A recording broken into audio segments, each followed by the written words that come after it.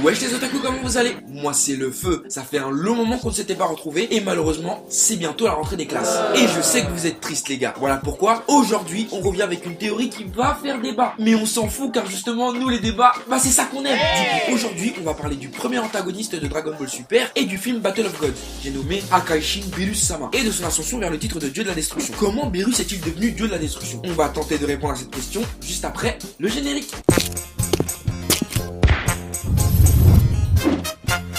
Tout d'abord, vous n'êtes pas sans savoir que Beerus est le dieu de la destruction régnant sur l'univers 7. Il a fait sa première apparition dans le film Battle of Gods et par la suite devint un personnage majeur de la série Dragon Ball Super. Il a l'apparence physique d'un chat de couleur violette et possède un tempérament plutôt enfantin. Il se met facilement en colère et peut devenir très violent s'il n'obtient pas ce qu'il désire. Pour être direct, la force est une caractéristique majeure pour prétendre au titre de Akaishin. En effet, Beerus est un personnage extrêmement puissant et craint dans tout l'univers qu'il dirige, et cela des Kaio à la Z-Team. Intransigeant et sans pitié, il a sans cesse rabaissé tous ses adversaires et a même réussi à mettre en PLS des personnages emblématiques de la saga Dragon Ball Z. Je parle notamment de Vegeta, de son père, le roi Vegeta, de Goku et du grand Frieza. Frieza! Oh mon dieu, quel charisme! Tous ces personnages qui nous ont marqués, eh bien Beerus les a ridiculisés un à un. Et tout cela avec l'approbation et devant les yeux de son maître Whis, qui lui n'intervient jamais verbalement durant ses flashbacks. Comme pour nous montrer qu'il est juste là à veiller à ce que Beerus soit sans pitié et qu'il effectue son rôle d'Akaishin. De plus, actuellement dans l'anime, selon les dires de Whis, nous n'avons pu apercevoir que 70% de la force de Beerus lors de son combat contre Goku en SSJ God. Et cela nous prouve bien que le dieu de la destruction ne nous a pas encore montré l'étendue de sa puissance. Avec toutes ces informations, on peut très clairement voir que la puissance est donc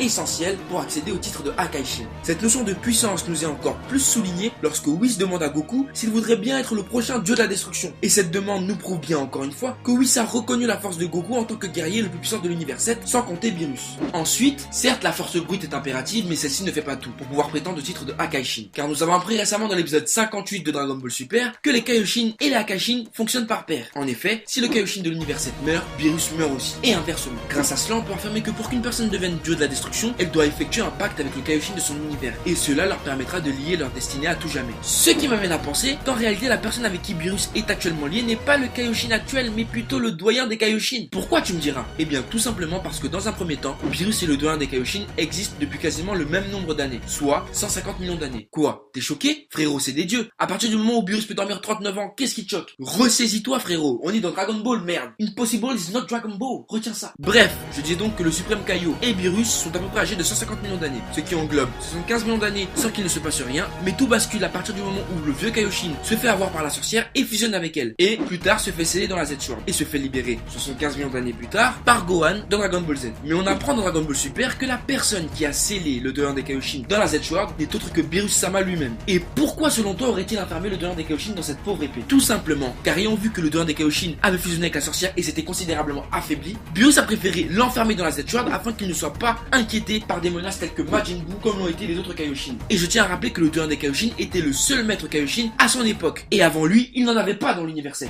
Et comme je vous l'ai dit tout à l'heure, les Kaioshin et les Akaishin fonctionnent par paire. Il est donc évident que le doyen des Kaioshin fonctionnait par paire à l'époque avec Beerus. Ainsi on peut comprendre pourquoi Beerus a pu dormir tant d'années sur ses deux oreilles sans être préoccupé par le sort de son univers, car pour lui il se sentait à l'abri et écarté de tout danger vu que le Kaioshin de son univers était enfermé dans la Z-Sword. Et sincèrement, vous trouvez pas ça bizarre que juste après l'arc Buu et que le Kaioshin ait été libéré, Beerus se réveille comme par hasard? Pour moi c'est un peu trop pour être une coïncidence. Voilà, pour finir, on peut donc conclure que Beerus est devenu dieu de la destruction grâce à sa force et son caractère impitoyable et cruel. Même si en ce moment, on peut remarquer dans Dragon Ball Super que son comportement est en train d'évoluer et s'adoucit à la grande surprise de Whis depuis sa rencontre avec la Z-Team. Mais la puissance n'est malheureusement pas le seul facteur qui permet d'accéder au titre de Akaishin. Car pour accéder au stade de dieu de la destruction, il faut aussi conclure un pacte avec le Kaioshin en charge de l'univers en question et ainsi lier leurs deux destins. Car si l'un meurt, l'autre meurt aussi. Et donc voilà pourquoi le doyen des Kaioshin a été enfermé dans la Z-Sword par Beerus après sa fusion avec la sorcière, et cela afin qu'il ne puisse pas être tué par une personne mauvaise comme Majin Buu par exemple, qui lui s'est attaqué au Kaioshin des 4 points cardinaux de l'univers 7 et aussi écarté tout danger de Beerus-sama lui-même. Et ce cheminement pourrait expliquer et confirmer l'ascension de Black Goku qui aurait sans doute éliminé Gowasu pour ne pas être gêné par le Akaishin de l'univers 10 et aussi le Kaioshin de l'univers 7, ce qui lui aurait permis de ne pas être inquiété par le Beerus de l'univers 7. Mais cela,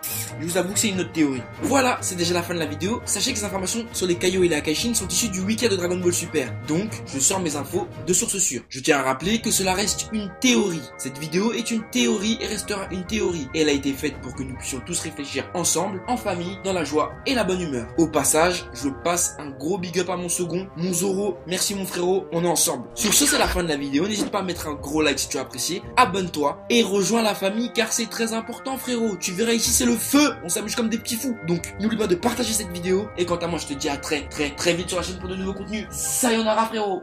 Tout d'abord, pour répondre à cette question, il est clair qu'il faut remonter à la source. Oui, à l'époque où la piraterie n'avait pas encore atteint son âge d'or et n'était pas très répandue. Oui frérot, tu l'auras donc compris, il faut retourner à l'époque de Goldie Roger. Car si tu as bien compris l'histoire de One Piece, tu sais qu'avant que Roger ne devienne le roi des pirates, la pirate